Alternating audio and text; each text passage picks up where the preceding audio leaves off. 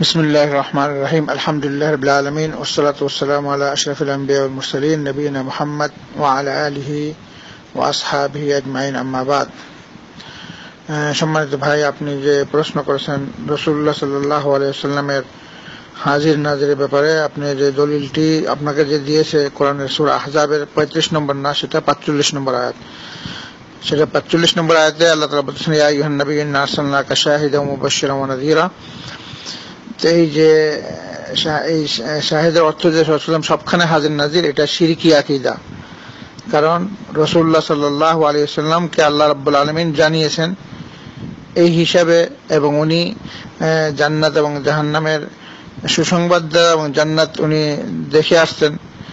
আর আল্লাহ রাব্বুল আলামিন ওনাকে যখন জান্নাতে নিয়ে গেছেন তখন উনি দুনিয়াতে ছিল না। এখন দুনিয়াতে যখন ছিলেন তখন উনি জান্নাতে যান নাই। মেরাজের সময় আল্লাহ রাব্বুল আলামিন ওনাকে নিয়ে যান, তখন তিনি মক্কায় ছিলেন না। তো রাসূলুল্লাহ সাল্লাল্লাহু আলাইহি ওয়াসাল্লাম হাজির নাজির, এই কথাটা শিরকি কথা। রাসূলুল্লাহ আল্লাহর বান্দা এবং সবখানে উপস্থিত থাকা, শরীরে এটা এই ধরনের ক্ষমতা আল্লাহ তাআলা কাউকে দেন নাই। আল্লাহ রাব্বুল আলামিন আরশের উপরে আছেন এবং তিনি সেখান থেকে সবখানেই দৃষ্টির মাধ্যমে, শ্রবণের মাধ্যমে, ক্ষমতার মাধ্যমে উপস্থিত আছেন। কিন্তু আল্লাহ রাব্বুল পবিত্র সত্তায় উনি আরশের উপরে আছেন। তো উনি দৃষ্টির মাধ্যমে, শ্রবণের মাধ্যমে, ক্ষমতার মাধ্যমে, তো এই যে দৃষ্টির মাধ্যমে, শ্রবণের মাধ্যমে, ক্ষমতার মাধ্যমে, এই শক্তিটা আল্লাহ তাআলা কাউকে দেন না। এটা আল্লাহর জন্য খাস। কোনো ব্যক্তি যদি মুসলমান হওয়া সত্ত্বেও যদি সেই ধরনের শিরিক করে, তাহলে সে যদি যাই না শুনে না বুঝে শুনে করে, তাহলে সে ইসলামের গণ্ডি থেকে বাহির হয়ে যাবে। যদি এই আকীদা পোষণ করে যে রাসূলুল্লাহ সাল্লাল্লাহু আলাইহি ওয়াসাল্লাম হাজির নাজির। কারণ আল্লাহ রাব্বুল আলামিন বলে দিয়েছেন, রাসূলুল্লাহ সাল্লাল্লাহু আলাইহি ওয়াসাল্লাম নিজেও বলেছেন যে রাসূলুল্লাহ সাল্লাল্লাহু আলাইহি ওয়াসাল্লাম যখন তায়েফে যান তখন তিনি মক্কায় হাজির ছিলেন না, মক্কায় অনুপস্থিত ছিলেন। আর যখন তিনি তায়েফে আসলেন তখন তিনি মক্কা ছিলেন। আবার যখন মক্কা আসলেন তখন তিনি তায়েফে ছিলেন না। ঠিক তেমনি ভাবে রাসূলুল্লাহ সাল্লাল্লাহু আলাইহি ওয়াসাল্লামকে যখন নাকি মক্কার লোকরা বাহির করে দেয় এবং রাসূলুল্লাহ সাল্লাল্লাহু আলাইহি ওয়াসাল্লাম মক্কা থেকে মদিনাতে আসেন, তখন তিনি মক্কাতে হাজির ছিলেন না। তেমনি ভাবে রাসূলুল্লাহ সাল্লাল্লাহু আলাইহি ওয়াসাল্লাম যখন নাকি হুদাইবিয়ার সন্ধির সময় উমরা করতে আসেন, তখন ওনাকে উমরা করতে দেওয়া হয় নাই। যদি উনি হাজির নাজিরই হইতেন তাহলে তো উনি মদিনা থেকেই মক্কাতে উমরা করতে পারতেন, যখন সবখানে হাজিরই আছেন। তারা মানুষ যদি বুদ্ধি দিয়েও চিন্তা করে তাহলে তো বুঝবে এক জিনিসটা, তাহলে এর বাস্তব যে ইতিহাসে তো প্রমাণিত করে, যদি উনি হাজির নাজিরই থাকতেন তাহলে উনি অত কষ্ট করে মক্কা থেকে মদিনা উমরা করতে আসলেন কেন? তো মদিনা থেকে উনি উমরা করতে পারতেন। আর মক্কার একদম নিকটে আইসা উনি মক্কাতে উপস্থিত হইতে পারেন নাই। কাফেররা সমস্ত মুসলমানদেরকে ফেরত দেয়, যে সবাই আবার মদিনা চলে যায়। তারপরে পরবর্তী বৎসরে রাসূলুল্লাহ সাল্লাল্লাহু আলাইহি ওয়াসাল্লাম সমস্ত সাহাবাদেরকে নিয়ে মক্কায় হাজির হন।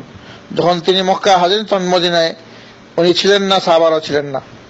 যখন রাসূলুল্লাহ সাল্লাল্লাহু আলাইহি ওয়াসাল্লাম তাবুকের যুদ্ধে মদিনা ত্যাগ করে তাবুকে যান, তাবুকের যুদ্ধে মদিনা চলে যান, মদিনা ছেড়ে তাবুকে যান, তখন উনি মদিনায় উপস্থিত ছিলেন না। এইভাবে বাস্তব প্রমাণ করে এবং আল্লাহ রাব্বুল আলামিন জানিয়ে দিয়েছেন আমাদেরকে। আমরা সবাই ইতিহাস জানি। এই ধরনের যদি কেউ আকীদা পোষণ করে, এটা শিরকি আকীদা। কারণ আল্লাহর এটা ক্ষমতা। আল্লাহ রাব্বুল আলামিন জ্ঞানের মাধ্যমে, দৃষ্টির মাধ্যমে, ক্ষমতার মাধ্যমে সবখানে হাজির আছেন। কিন্তু আল্লাহর পবিত্র সত্তা জাত, উনি আরশের উপরে আছেন। কিন্তু এছাড়া আর কোনো পৃথিবীর কোনো মানুষকে এই ক্ষমতা দেওয়া হয় না যে সে দৃষ্টির মাধ্যমে, ক্ষমতার মাধ্যমে এবং শ্রবণের মাধ্যমে এক জায়গা থেকে বসে সমস্ত জায়গার মধ্যে সে হাজির থাকবে। এটা শিরকি আকীদা। আর আপনি যে বলেছেন যে আমরাও কিয়ামতের দিন সাক্ষী দেব, এটার প্রমাণ পবিত্র কোরআনেই আছে এবং হাদিসে তো আছে। পবিত্র কোরআনেই সূরা বাকারার মধ্যে, তো কোরআনটা আরো শক্ত দলিল, তারপর হাদিসেও আছে। উনি যে আপনার কাছে দলিল চেয়েছে, আপনি বলছেন হাদিসে আছে আমরা কিয়ামতের দিন সাক্ষী দেব। তো আমরা যে কিয়ামতের দিন সাক্ষী দেব, এটা কোরআনই আছে। সেটা হচ্ছে সূরা বাকারার 143 নম্বর আয়াত। সূরা বাকারার 143 নম্বর আয়াত আল্লাহ তাআলা বলতেছেন, আউযু বিল্লাহি মিনাশ শাইতানির রাজীম, ওয়া কাযালিকা জাআলনাকুম উম্মাতান ওয়াসাতান লিতাকুনু শুহাদা আলান নাস ওয়া ইয়াকুনার রাসূলু আলাইকুম শাহীদা।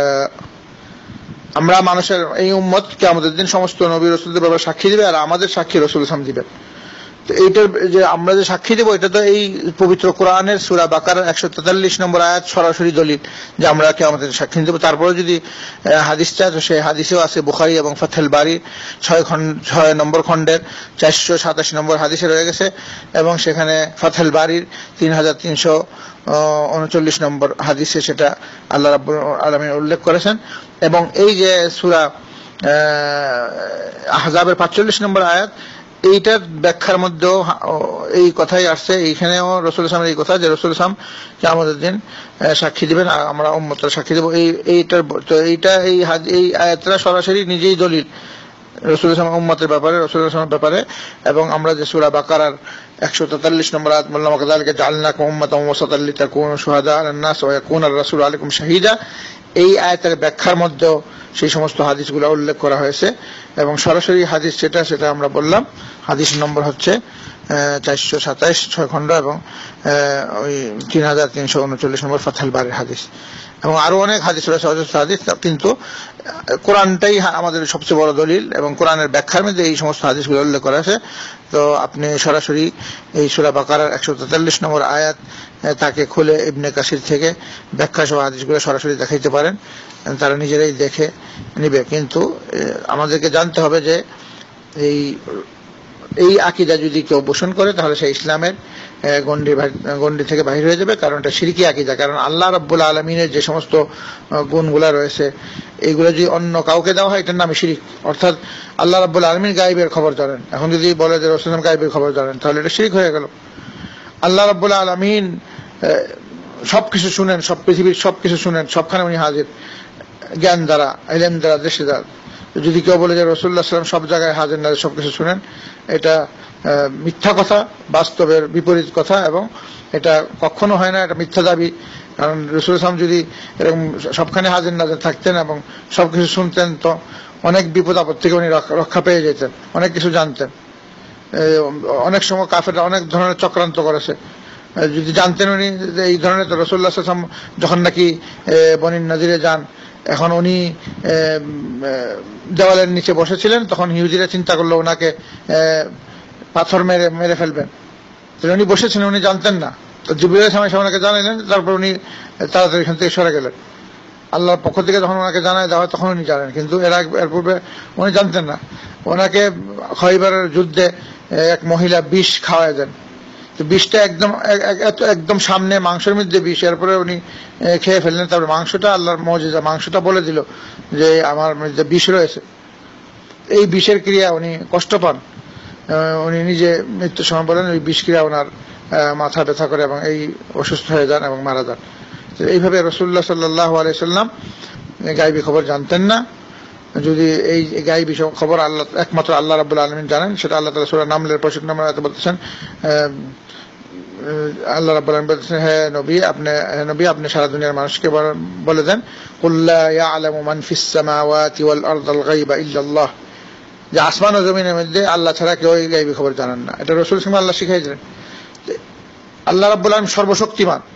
যদি কেউ বলে যে অন্যরাও সর্বশক্তিমান, অন্য কেউ পীর বুজুর্গ, আল্লাহ রাব্বুল আলামিন মানুষকে হিদায়াত দান করেন। যদি কেউ বলে যে অন্য মানুষ হিদায়াত দিতে পারে, আল্লাহ রাব্বুল আলামিন মানুষের কোনো মহিলাকে, কোনো স্বামী স্ত্রীকে যদি বিয়ে করে তাদেরকে ইচ্ছা অনুযায়ী ছেলে দেন, যখন মানুষ ছেলে দেন, কেউকে মেয়ে দেন, কেউকে ছেলে মেয়ে দুটাই দেন, কেউকে কিছুই দেন না।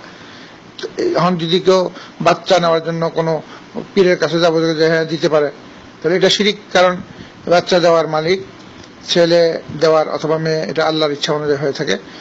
এইভাবে রাসূলুল্লাহ সাল্লাল্লাহু আলাইহি ওয়াসাল্লামকে যদি কেউ বিশ্বাস করে যে উনি হাজির নাজির, তাহলে এটা এমন একটা গুণ যেটা আল্লাহর জন্য খাস, এটা যদি রাসূলকে দেওয়া হয় তাহলে শিরক হয়ে যাবে।